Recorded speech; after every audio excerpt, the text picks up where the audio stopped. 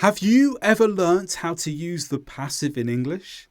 You might not know the secrets of the passive voice I'm about to teach you, but you need to know them to improve English speaking skills and reach an advanced level of English. Secret one is this: the passive helps you avoid blame. I'm going to show you through a short story. Look at the boy here. What has the boy done? Normally, we would describe this situation like this. The boy broke the window. But we can make this passive by doing these changes. First, we change the subject with the object. So the boy moves to the end of the sentence, the window moves to the start, the window being the object. We add to be before the verb, and the verb becomes the past participle. And we end up with this: the window was broken by the boy. Now, why do we need to make this change? There are some reasons here. Firstly, when we use the passive, we're being more formal. So if you want to write in a more serious way, the passive is useful because it sounds more formal. It helps you to emphasize the object. So if we're more interested in the window than the boy, we move the window to the start of the sentence to put our emphasis on the window. The words at the start of the sentence are usually the ones we want people to take the most notice of. So by making that change, we can do that. But there's one more use that I want to explain here. Let's carry on the story. Here's the mother. How does the mother feel about the situation? Well, first of all, she might say this: "What happened?" The boy answers like this: "The window was broken." Now notice I've crossed out the words "by me." With the passive form, you don't have to use the subject to be grammatically correct. You can simply use the object and then the passive verb. Oh, the window was broken. What effect does this have?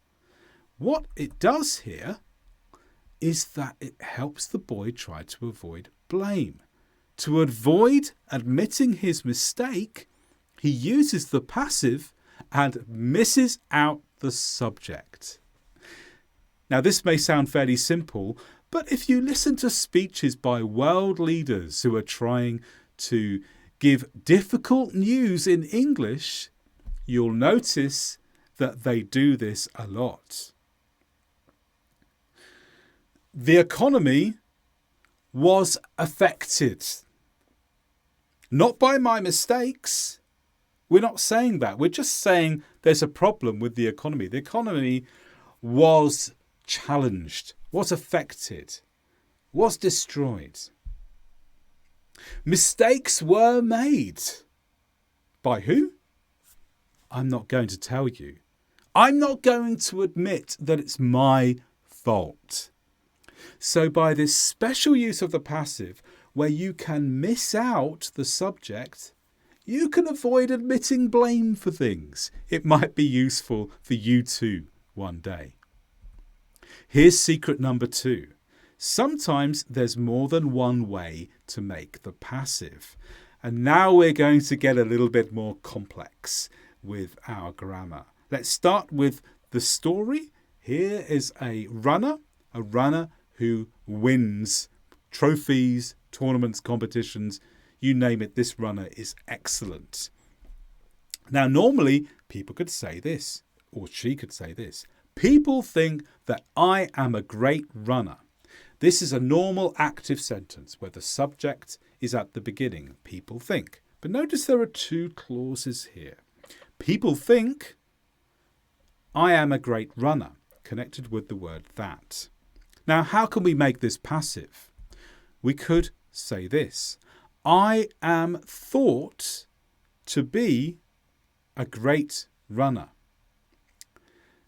So here we combine the sentence together. So thought is now related to I. We've missed out the words people, and then we go straight to the end of the clause. I've become the subject. Am thought. This relates to the thought. This relates to people think. You could say I am thought by people, but you can miss it out. You can miss out by people. And then to complete the sentence, because we don't need two main verbs, we say, instead of using the verb to be in its normal form, we use it in the infinitive form. I am thought to be a great runner. But there's two ways of doing it. Here's the second one. It is thought that I am a great runner. And here we make the passive differently. Now the end of the sentence is actually easier, because the bit from the that clause onwards stays the same. That I am a great runner is the same as the original active sentence. Here, the passive is made completely out of the first clause. People think. But there was no object here. We don't have an object saying what the people think about. So here we can use what's called a dummy subject. It is thought. Now again, we're referring to by people, but because we don't need to include the subject here, we can delete that and just say it is thought. And we can use this in many ways when we're talking about concepts and ideas. We can simply use the word it to represent the subject position. Basically, it means there are thoughts about this subject in this way. We don't know who they are, but they just exist. Thoughts exist. Here's a summary. With an opinion clause followed by a that clause, you can often make a passive sentence starting with the subject of the that clause, so I am thought, or with it is thought. Two different ways to make the passive when you've got two clauses, an opinion clause followed by that and then a clause after. I did tell you this was going to be C1 English or C2 level English. This is going to really raise the complexity of your speaking and writing if you can make clauses and sentences like this in the passive. But I have one more secret to share with you yet. This might be the most important one, because if you get this wrong, you'll be making a mistake. The active sentence must have an object. Look at the boy. He's scared he's worried because of this. Oh no, I'm late for my piano lesson. So what does he do? He ran to his piano lesson. This is the active sentence, the normal sentence where the subject goes at the beginning. Notice here though, there's no object. To is a preposition for direction in this sense. He ran to his piano lesson. We don't have a noun following. Now here, we cannot make the passive form. We cannot turn this around. We cannot say, for example, his piano lesson was run to. So in this kind of sentence, where there is no object, we cannot make it passive. In the previous secret, there was an exception to the rule, where there was an idea followed by a that clause. But normally, we cannot do it. We cannot make the passive when there is no object. Compare to this one here. So the boy made it to his piano lesson and he's happily playing the piano. And he played piano at his lesson. Do we have an object here? Yes, we have. The object is piano. He played what? Piano.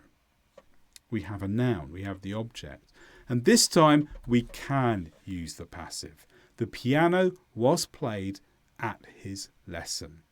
It's a simple rule, but make sure you follow it because it's easy to get caught out by trying to make passive sentences when they are not possible grammatically. And if you make mistakes with this, it's going to look bad in your writing or your speaking. So make sure you avoid these kind of mistakes. You can avoid more mistakes with your English if you use and follow my English Advanced Grammar course for C1 or C2 English students who want to get their level up to a high level. There's a link to Udemy in the video description below.